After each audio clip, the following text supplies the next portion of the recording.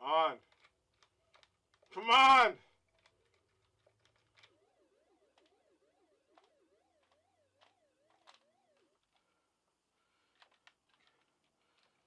Come on.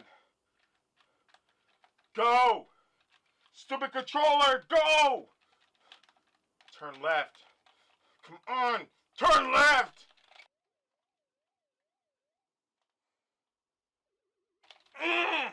Come on!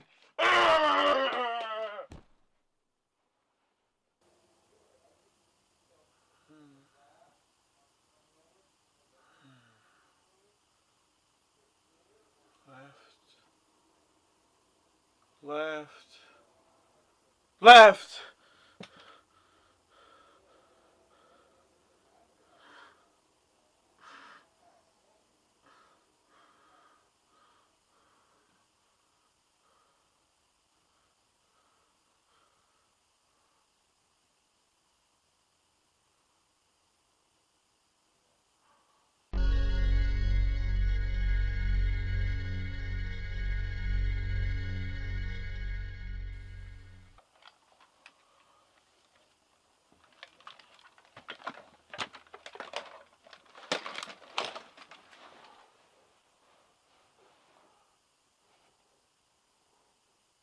The Wicco.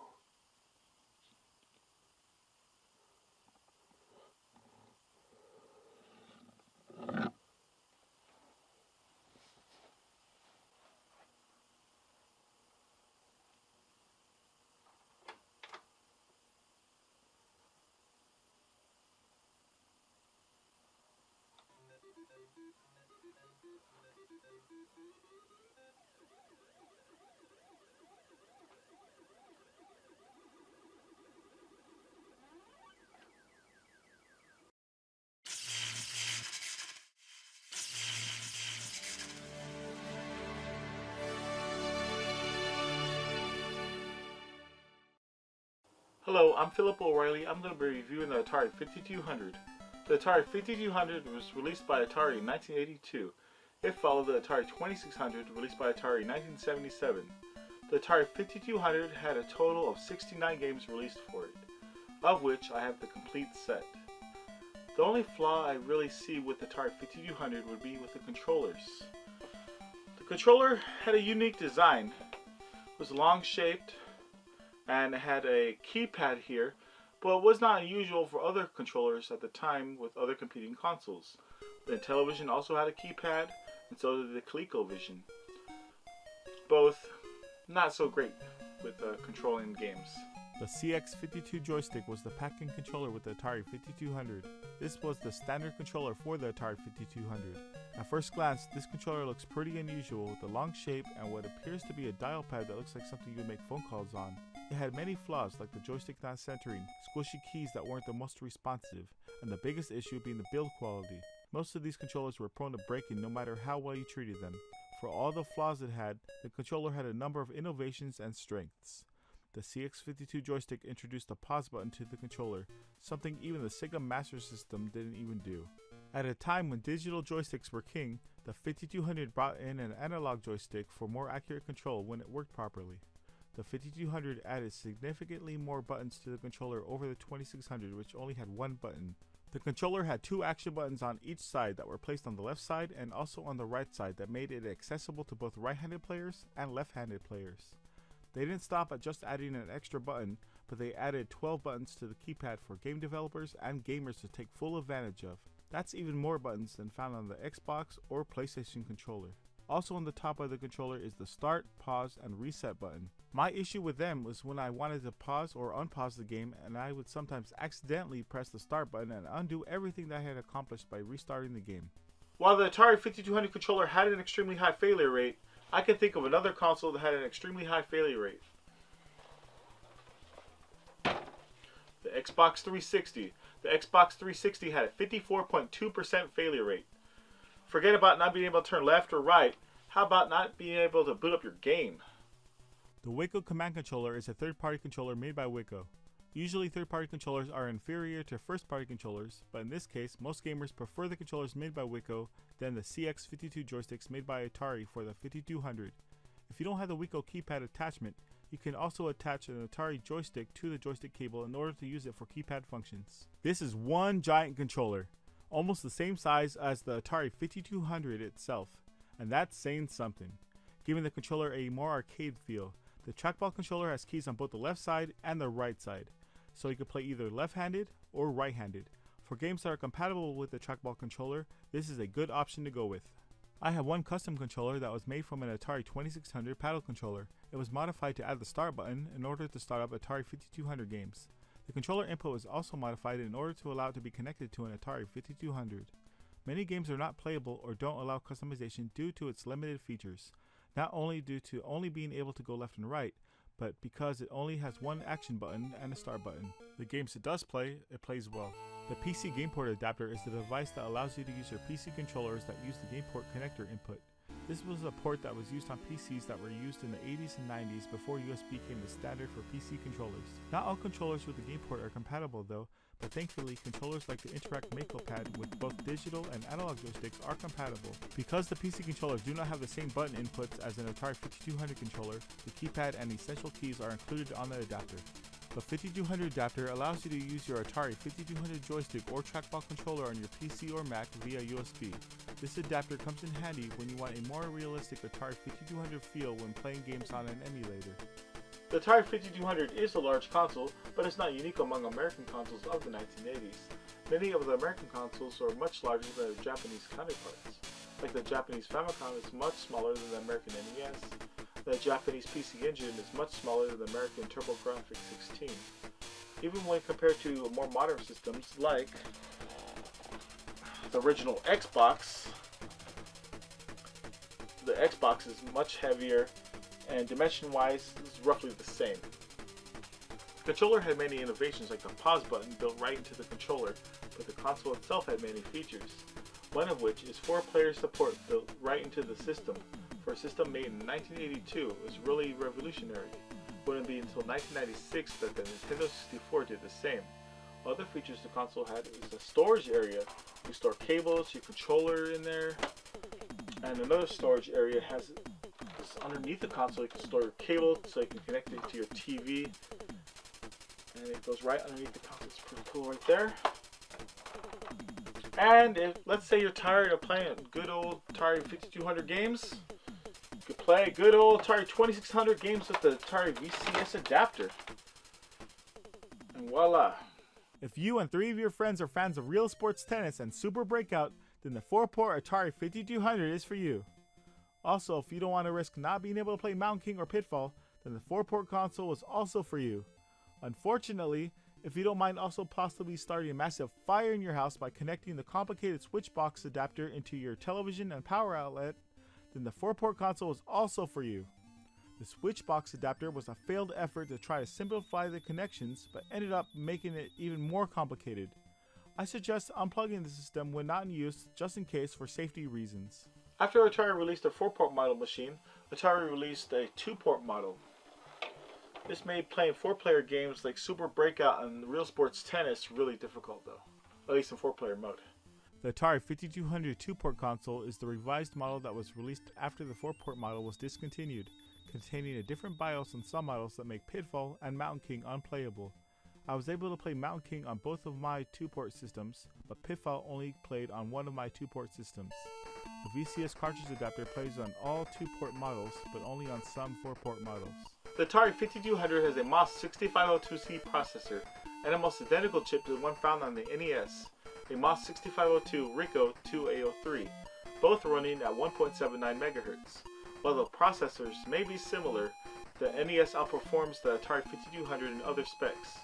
The Atari 5200 may be more comparable to the ColecoVision, where I feel that the Atari 5200 is an overall more powerful machine. The Atari 5200 can display up to 256 colors on screen at once, and has the incredible Pokey sound chip that even is better than the one found on the Atari 7800. Arcade players, get ready. The new Atari 5200 Super System is here. With a controller so advanced it plays arcade. Graphics so real it looks arcade. With arcade hits you can't play on any other system. No other home video system can touch it. The new Atari 5200 Super System. It's as good as you are, maybe even better. Next time. The Atari 5200 sold over 1 million units and had a good amount of arcade ports, some of which were never ported to the Atari 7800. Many of the arcade ports look best on the Atari 5200. Astro Chase has a great intro showing an astronaut beaming onto a spaceship. The music in the game is the 1812 Overture, which can also be heard in another Atari 5200 game, Kaboom, a game console exclusive that was later ported to arcades. It can only otherwise be found on Commodore 64 and Atari 8-bit computers.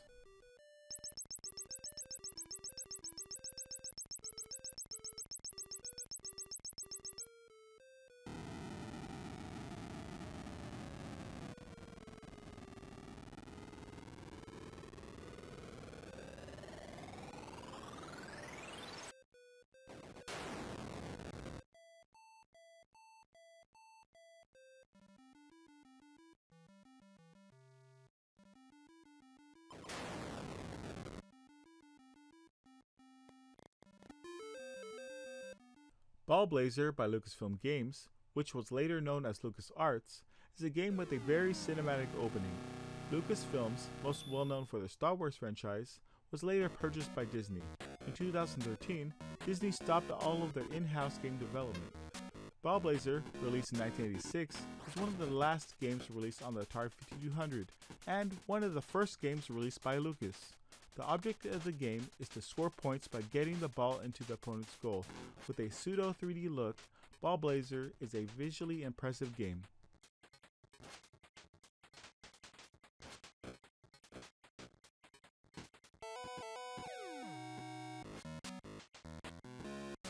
Beam Rider has you control a ship that is fixed on a grid path where you have to destroy oncoming enemies that are descending upon you. Similar gameplay may be found in games like Radar Scope by Nintendo, Shigeru Miyamoto's first game. It also bears a vague resemblance to modern-day rhythm-based video games. Maybe somebody could make a 5200 guitar controller for this game. Or not.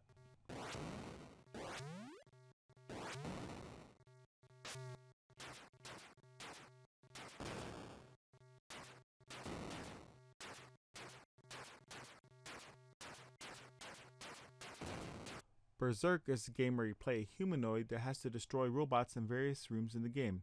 We know that your character is a humanoid because the game tells you that you are.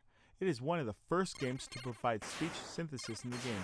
It was quite revolutionary at a time where most of the time when you wanted to have speech in a game for other systems, you had to buy an additional module in order to enable it in certain games for the Texas Instruments TI-99-4A and the Intellivision. The game is quite challenging because you have to clear all of the enemies in a limited amount of time before the character Evil Otto shows up and chases you down.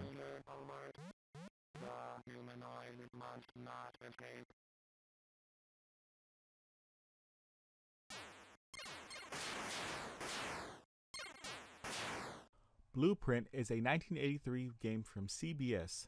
Yes, the television network had a video game division for a short period of time from 1982 to 1984. In Blueprint, your objective is to collect parts of a machine from the various houses and watch out for enemies. A challenging game.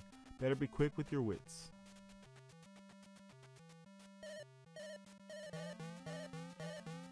Bounty Bob Strikes Back, not to be confused with The Empire Strikes Back, is the sequel to Miner 2049er. This is a challenging platform game with puzzle elements where you have to cover all the ground floor while avoiding baddies in order to proceed to the next level. A game console exclusive that can only otherwise be found on 8-bit computers of the day. I found this game the hardest game to obtain in my Atari 5200 collection.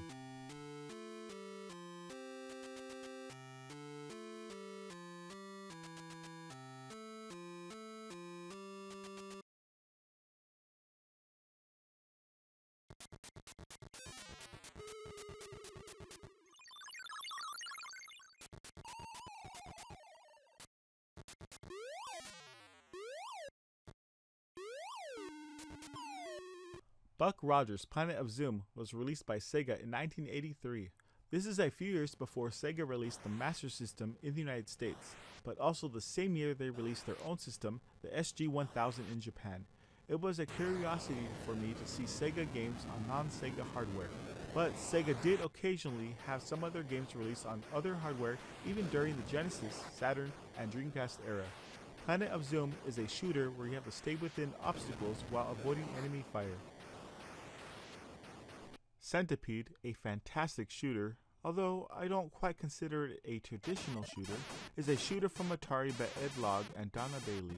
This is one of the first video games made by a female programmer and was designed to appeal more to female gamers, although that's not going to stop me and several other male gamers from shooting those mushrooms and arthropods. Works great with a trackball controller. Choplifter is a game that has a similar gameplay style to Defender. Kill the bad guys and rescue the people. This game is slightly more intricate than Defender because you have to land your helicopter in order to save the people and return back to base to drop them off. This slows down gameplay a bit and makes more of a challenge.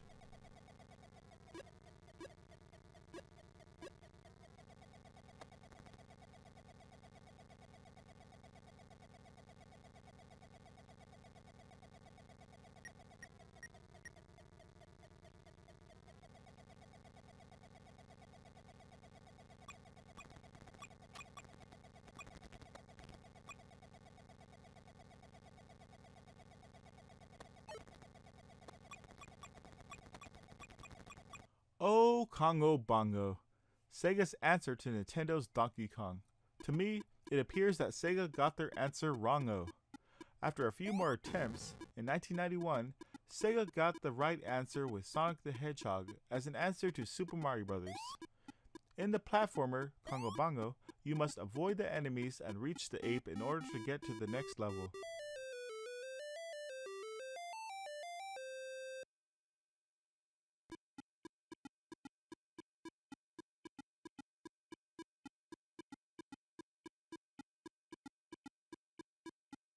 Countermeasure is an overhead tank battle game that plays similar to the Japanese game Battle City for the Famicom. Eliminate the other tanks and get to the other side of the playfield. Some strategy above run and gun is needed as the enemy usually has their aim on you. Countermeasure is an Atari 5200 exclusive.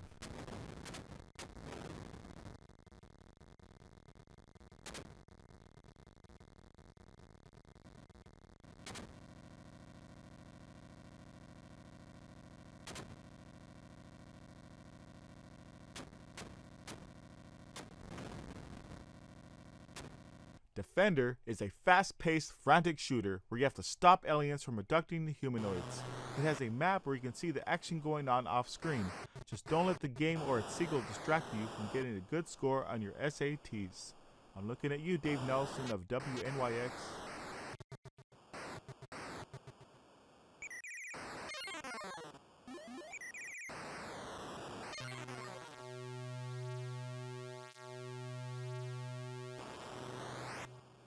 Dig Dug is a Namco platformer where you have to dig your way underground. If you really think about the way you kill the monsters, it's a little grotesque. You stick an air pump into their mouths, and then they expand due to highly compressed air until their guts explode all over the place. The other, more humane way of eliminating them is to set a trap for them and have a boulder that weighs a few tons smashes them until they are a few inches tall. But it's just a cutesy platformer that has delightful music as you dig around the flower garden with pretty multicolored soil.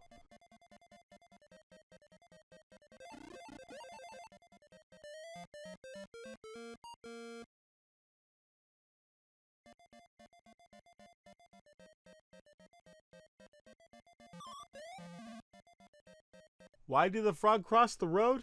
Because it wouldn't make for that much of an entertaining game if the frog just stood there. Released by Konami, Frogger is a game that's easy to pick up, yet slightly harder to master once you get to more advanced levels. You'll wish that the Konami code had been invented a few years before Gradius. Make sure to tell Jerry that you've been preparing for this moment your entire life. Simply cross the road and the river to land at the other side of the pond.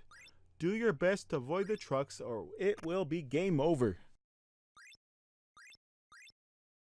Frogger 2 retains some of the spirit of the first Frogger, but it also has you underwater and in the sky. New gameplay elements are added to the game, like using the turtle to skip part of the level. I feel that some of the charm of the first game is lost in this game. It has become as forgettable as Dig Dug 2.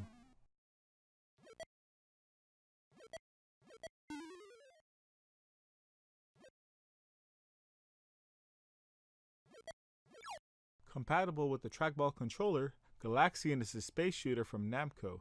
Your task is to defeat the enemies coming from above. Originally released in 1979 in the arcades, Galaxian is one of the first games to make great use of colored graphics. This game greatly exceeds other shooters like Space Invaders, and to me is quite possibly the best space shooter for the 5200.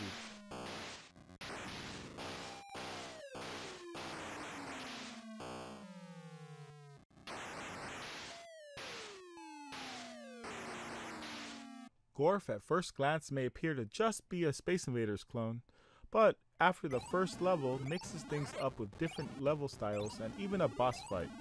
Gorf is an interesting space shooter that brings a little more to the table.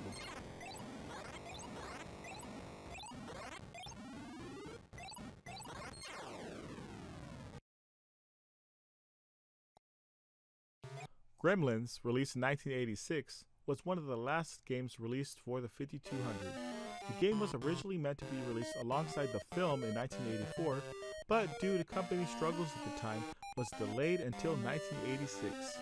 This was one of the last games released for the 5200. Your objective is to kill the gremlins and to rescue and return the Mogwai to a safe place. This adaptation of Gremlins is exclusive to the Atari 5200 and was named by Electronic Games Magazine as one of the best games for the 5200. I have my cartridge autographed by John Segers, who designed the game.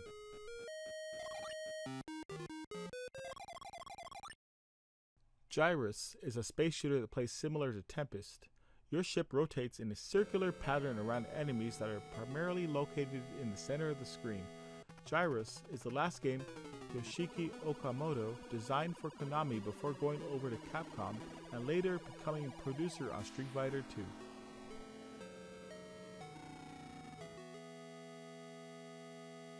Hero, which is an acronym for Helicopter Emergency Rescue Operation, is a game where you play as Roderick Hero, who has to rescue miners trapped underground using a helicopter attached to his backpack.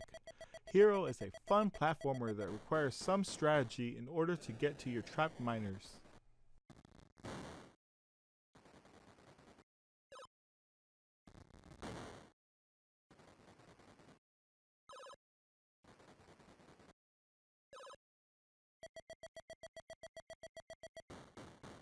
James Bond 007 for the Atari 5200 feels like the least Bond-like game in the franchise.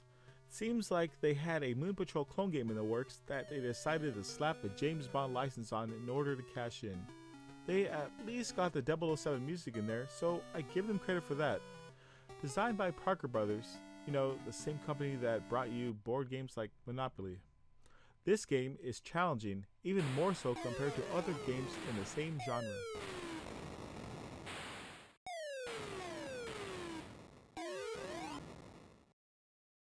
Joust, released in 1983, developed by Williams, is an excellent co-op game where you ride around on birds in order to use your joust to destroy the other knights. Balloon Fight was a game Nintendo created that was heavily inspired by Joust.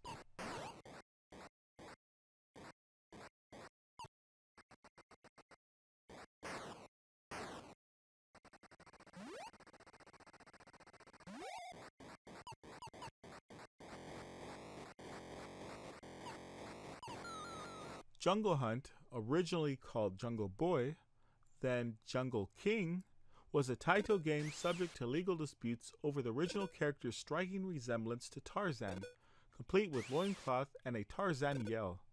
What was eventually released here is now a character who is a jungle explorer that travels through the various stages. A vine jumping stage, a water stage, a jumping obstacle stage, and a boss stage where you have to avoid the cannibal tribesmen. It's a side-scrolling platformer where you have to save the damsel in distress. Where have I heard that one before? Crazy Shootout is an action maze game that is a clone of the game Berserk. Shoot the bad guys and go to the next room. Crazy Shootout seems like an easier game of the two, as there's no evil auto to hurry you into a panic. This is compatible with the trackball controller, and it's an exclusive home port that can only be found here and on Atari 8-bit computers.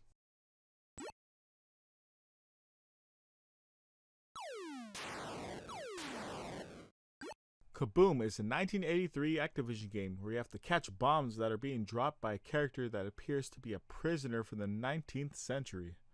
The cartridge label really stuck out to me as a kid, showing a real picture of a person portraying the character holding a bomb. Kaboom can be challenging, yet fun once you're able to get a hang of it. This is compatible with the trackball controller. The music in the game is the 1812 Overture, which can also be heard in another Atari 5200 game, Astro Chase. Kangaroo is a game made by Sun Electronics, later known as Sunsoft. As Sunsoft, they are more well known for their NES games Batman and Blaster Master. Kangaroo is a platform game that borrows heavy inspiration from the first two Donkey Kong games. You are a kangaroo who has to rescue your child who's in captivity. One of the more satisfying aspects of the game is being able to punch out enemies and see your score appear for punching them. This game has no relation to the video game KO the Kangaroo from Titus Interactive, although they share many striking similarities, like also being a yellow kangaroo with red boxing gloves who punches things while trying to rescue family. Come to think of it, they are pretty similar.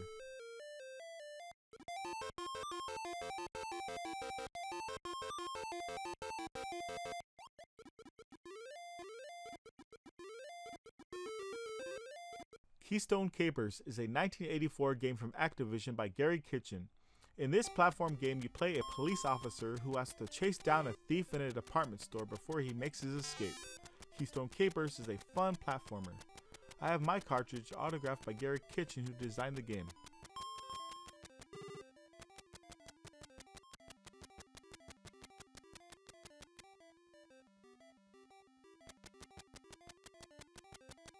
Mario Brothers is the only Mario game that was officially released for the Atari 5200.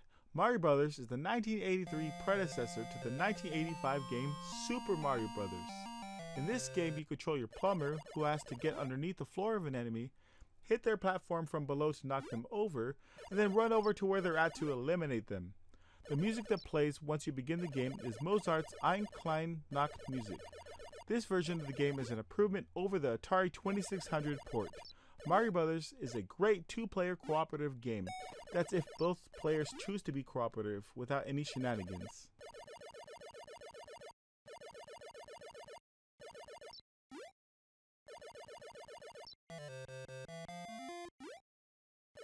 It's Mega Man for the Atari 5200. Oh, I mean Mega Mania for the Atari 5200. I was fortunate to have my cartridge autographed by Mega Mania designer Steve Cartwright. At the startup, we get a flashy multicolored neon logo that welcomes us. In the game, you control a spaceship that looks suspiciously like the USS Enterprise. But I'm not complaining. Engage! And attack the hamburgers? Talk about a food fight. Every level has its own enemy type, even space bugs. The only good bug is a dead bug. Service guarantees citizenship. Yes, asteroids for the Atari 5200. This isn't asteroids. It sure looks like it though. Well, Meteorites is a 1983 game from Electra Concepts, and their concept was to blatantly rip off asteroids. The original name of the game was Disasteroids. Thankfully, they ripped off a great space shooter that you can't get on the 5200. Use your spaceship to fly through an asteroid field and blast the asteroids to bits. Meteorites is an Atari 5200 exclusive. Miner 2049er, a 1983 game by Big 5 Software. Set in 2049, a play on the term 49er, which referred to gold mining prospectors of 1849 who flocked to California during the gold rush. You play as Bounty Bob in his breakout role. Like its sequel, Bounty Bob Strikes Back, the goal of Miner 2049er is to cover the floor and to be on the lookout for enemies. Pick up items to be able to clear out enemies along your path. I find this game to be more accessible to new players in its first level compared to its sequel. A fun, challenging platformer. Missile Command is a defense game where you launch missiles to defend your cities against enemy missiles. a great tactical game where you have to have quick reflexes in order to save your 6 cities. Works great with a trackball controller.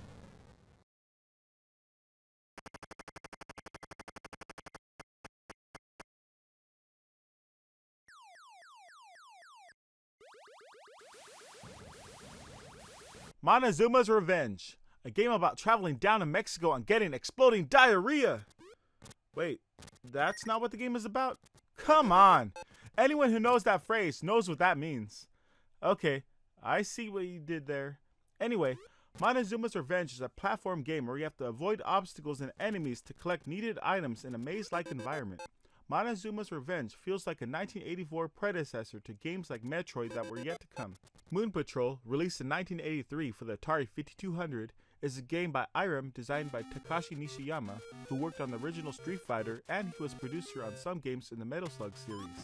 In Moon Patrol, you control a moon buggy that has to go from point A to point B literally, and eventually to point Z, by shooting down enemies while avoiding pits and enemy fire. A charming vehicular scrolling game that I highly recommend.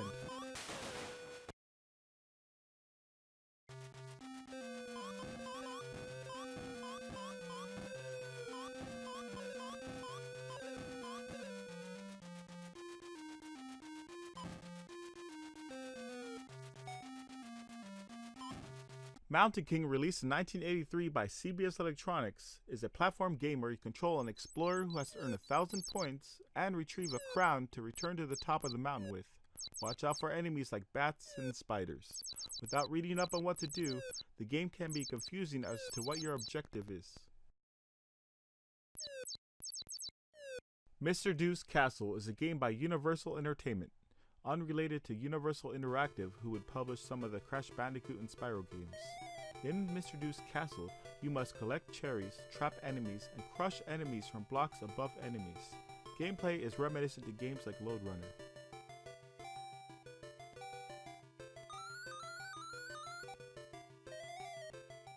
Miss Pac-Man is the sequel to Pac-Man, although since it was made by Midway instead of Namco, the official sequel to Pac-Man from Namco was Super Pac-Man. Namco later accepted Miss Pac-Man officially as part of the Pac-Man series. Miss Pac-Man builds upon the first game by having 4 different mazes, different enemy patterns, and intermissions showing a continuing love story taking place. Miss Pac-Man is pure fun. Pac-Man, a game by Namco that was originally called Puck-Man, but was changed because of how similar the word puck was to another word. I can see how he looks like a puck. What's a pack anyway? Well, Pac-Man is a game where you have to collect all the pellets to beat the level. Ghosts will chase you down until you're able to get to the power pellet. Then they become blue and you're able to turn the tide. You can then eat them up and send them packing home. Pac-Man is an excellent maze game that requires fast reflexes. This version has graphics that are far superior to the Atari 2600 version. The pellets, or dots, actually look like dots, not horizontal lines. Pengo is an action puzzle game where you have to play as a penguin who has to squash enemies with blocks in order to advance to the next level.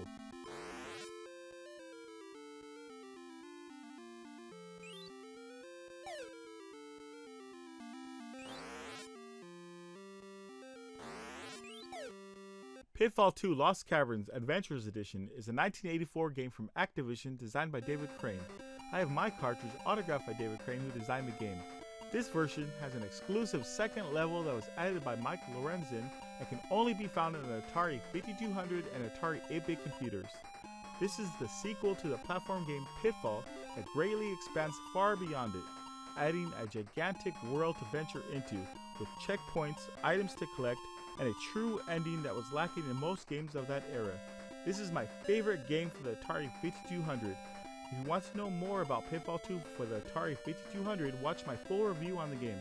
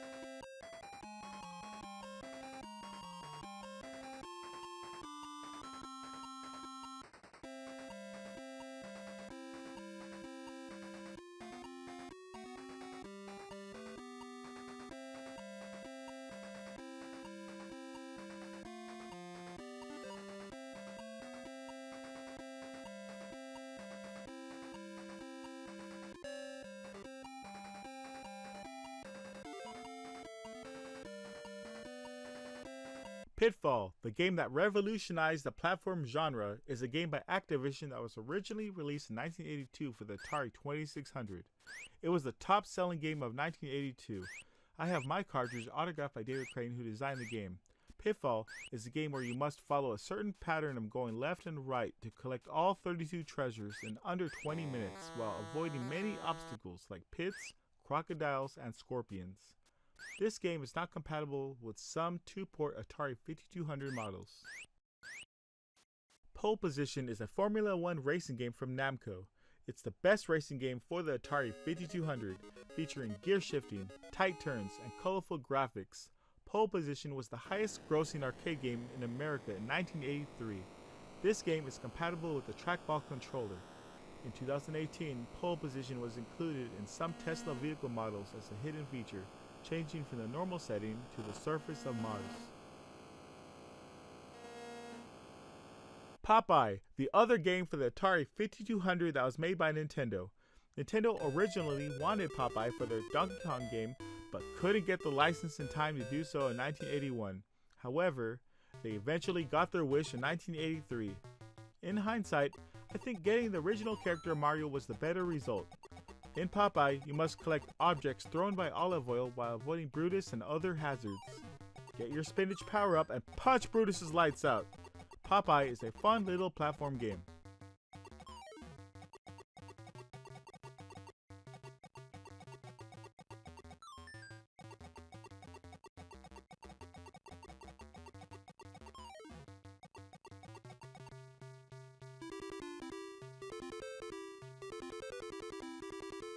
Hubert, released in 1983 for the Atari 5200, is an action platform game that was adapted from the popular arcade game. Your objective is to change all the floor panel colors to the designated color needed, while avoiding the enemies out to get you.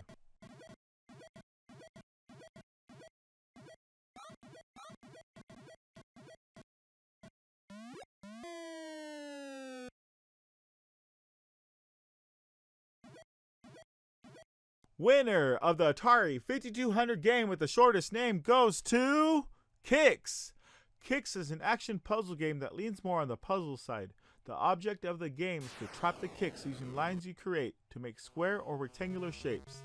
Trap the kicks in at least 65% containment, or make the kicks split if there are more than one to advance to the next level. Don't let the kicks or the sparks that go around touch you, or you'll lose a life. I find this to be the funnest action puzzle game on the system. Quest for Katana Ryu was released in 1984 by Sunrise Software. This is an action platform game where you must uncover hidden rooms and find lost items. Avoid the enemies and make it out of the pyramid before your air runs out. Without reading the manual or any guide as to what to do, figuring out how to conquer the pyramid and how to use your vast assortment of inventory items may be a near to impossible task. Not a pick up and play game, but if you can figure out the controls and know what to do in the game, then it might be an enjoyable challenge.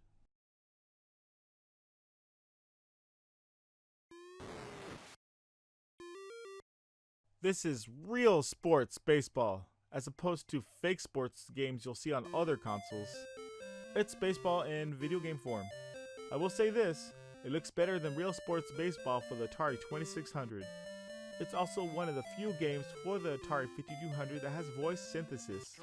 Real Sports Baseball is compatible with a trackball controller.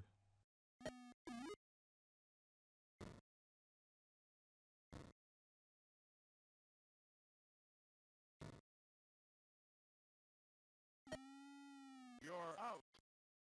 Real Sports Football, also released as simply Football. It's a football video game, compatible with a trackball controller.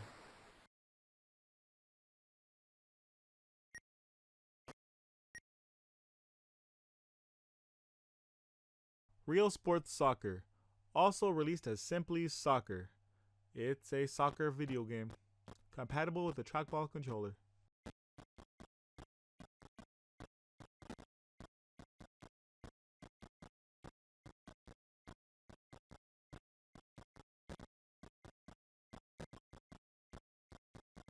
Real Sports Tennis. It's a tennis video game. It's one of only two 4-player games for the 5200, the other being Super Breakout. This goes without saying, but I guess it has to be said since I'm saying it, but you will need a 4-port Atari 5200 console and 4 controllers in order to play this game in 4-player mode. Rescuing Fractalus starts up with an excellent cinematic title from Lucasfilm Games. Rescuing Fractalus, released in 1986, is one of the last games released on the Atari 5200 and one of the first games released by Lucas.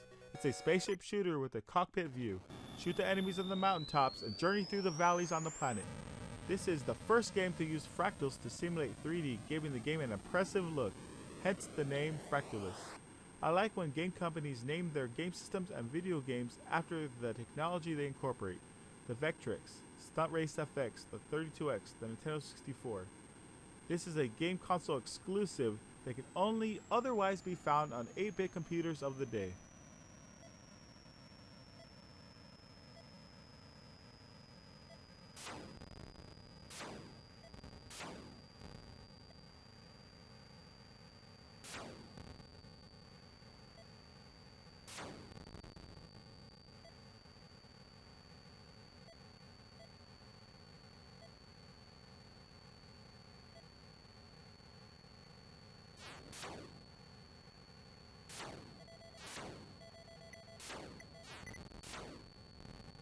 River Raid, released for the Atari 5200 by Activision, is a vertical plane shooter where you have to do what the title of the game entails. You raid the river.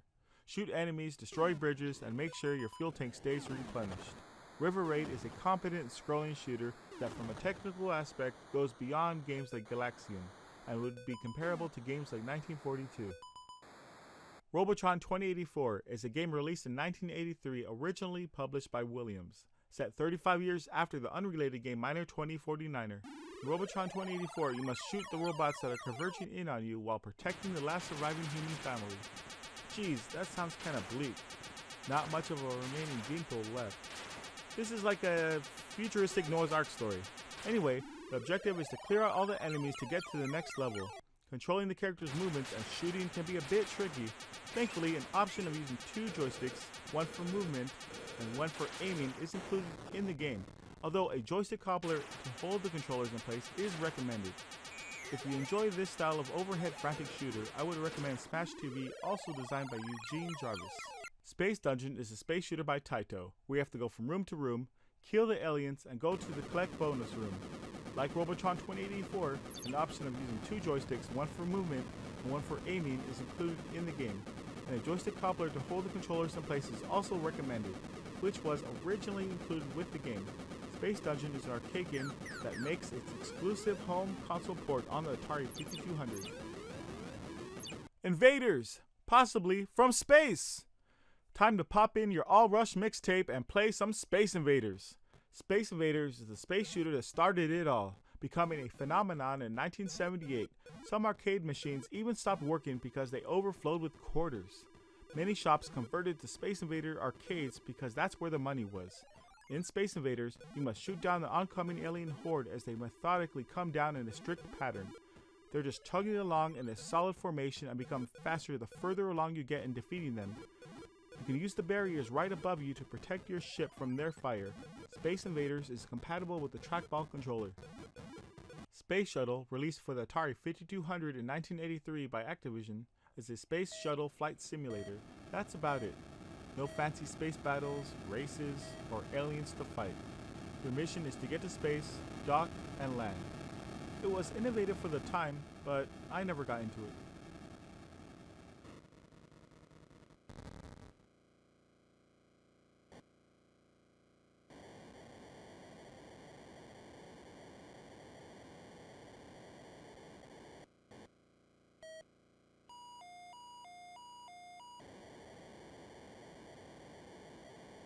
Star Raiders is a third-person space shooter. It has a rotating star field where you fire at oncoming alien spaceships.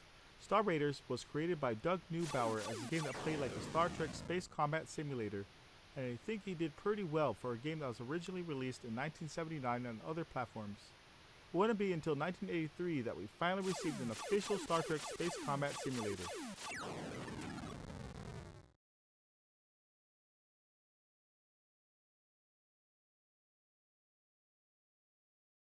We're finally here! Star Trek Strategic Operations Simulator!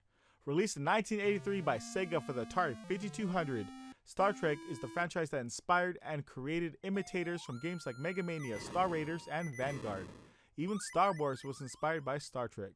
George Lucas was in attendance at some of the early Star Trek conventions and has talked about how he was inspired by Star Trek. In Star Trek Strategic Operations Simulator, you control the Enterprise as you defend star bases from attacking enemy ships like Klingon battlecruisers. This is a port of the arcade game that had color vector graphics that simply can't be duplicated on home consoles or even the Vectrex, but retains the same gameplay. I highly recommend this game as it's one of the best space shooters on the Atari 5200. This is actually one of the few Star Trek games that I enjoy, and that's coming from a Trekkie.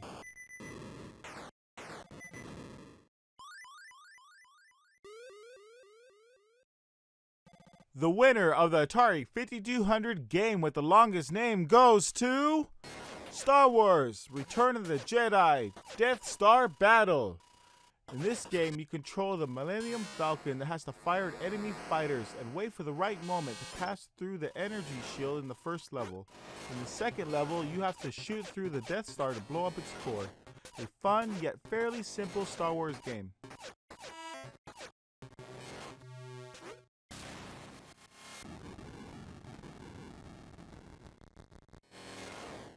Star Wars, the arcade game.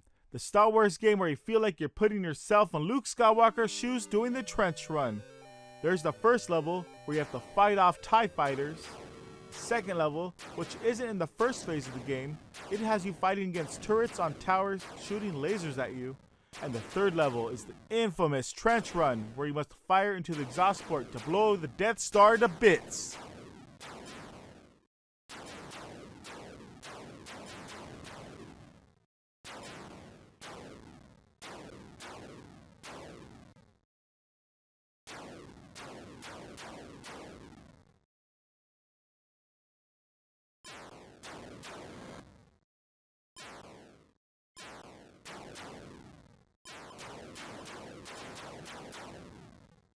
Super Breakout is the sequel to the game Breakout, a game that Steve Wozniak and Steve Jobs worked on at Atari before forming Apple Computers.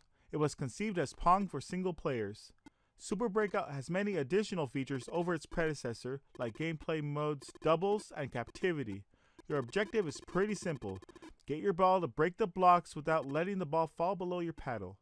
This was a pack-in game for the Atari 5200. It was used to demonstrate some of the features the new system had, like analog controls and 4-player support. Super Breakout is compatible with the trackball controller. Super Cobra, a game where you fight against G.I. Joe because you're ruthless.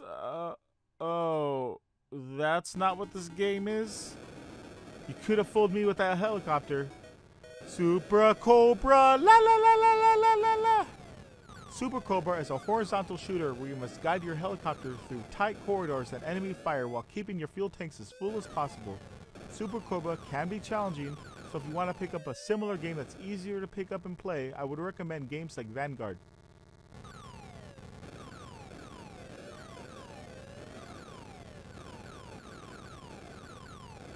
The Activision Decathlon is a game by David Crane that has you participating in various Olympic sporting events. Unfortunately, in order to gain any kind of speed or momentum in the game, you have to violently shake your joystick left and right at a frantic pace. I happen to have my cartridge autographed by David Crane, who designed the game. Sorry, David Crane, but if you value your Atari 5200 joystick, and something tells me that you most definitely do, then avoid this joystick killer at all costs.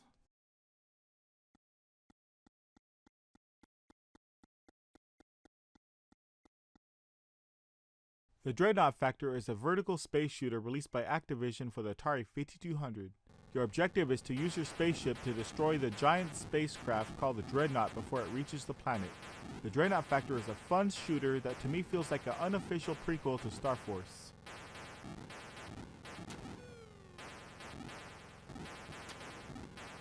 Not to be confused with the investment company, Vanguard is a game by SNK released for the Atari 5200 in 1983. Instead of protecting your financial assets, you have to protect your spaceship from enemy fire. The intro music is from Star Trek The Motion Picture, which sounds a bit more familiar in the arcade counterpart. The music from Flash Gordon is used as well when the invincibility power-up is obtained. I find this game to be a fun shooter.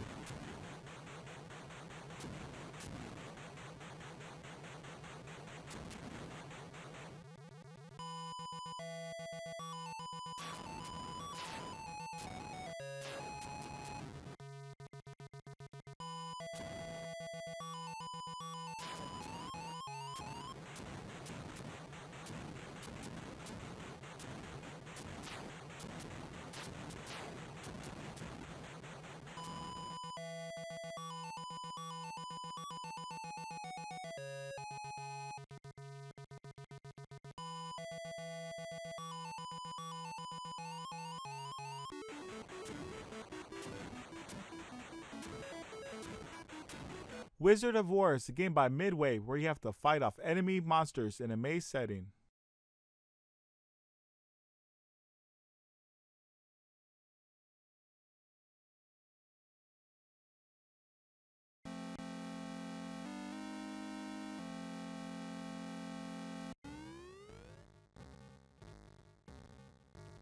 Zaxxon by Sega is a space shooter with an isometric view to give the player a pseudo 3D sense of depth.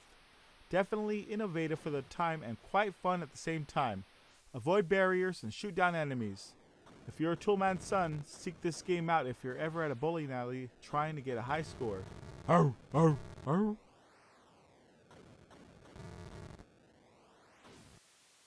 Zenji is a 1984 puzzle game from Activision. Your objective is to turn your pipe green by connecting the pipe pieces adjacent to them before the timer runs out.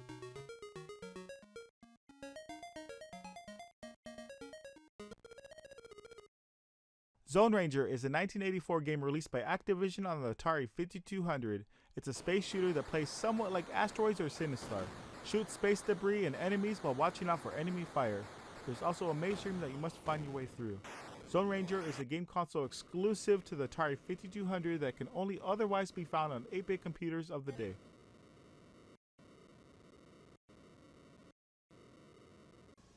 The most earth-shattering dig dug. The most realistic joust. Pole position at its best. Only the Atari 5200 Super System plays them.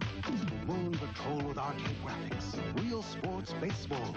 You're out. Only on Super System. 2,600 games, the adapter plays them all. The Atari 5200 Super System. Its only competition is you. In conclusion, I would say the Atari 5200 is a very underrated system. Don't let the controller sway you from playing this great system. There are many other controller options out there, and I would say this is one of my favorite systems in my collection. If you like this video, please give it a like, comment below, and give me a sub. Thank you.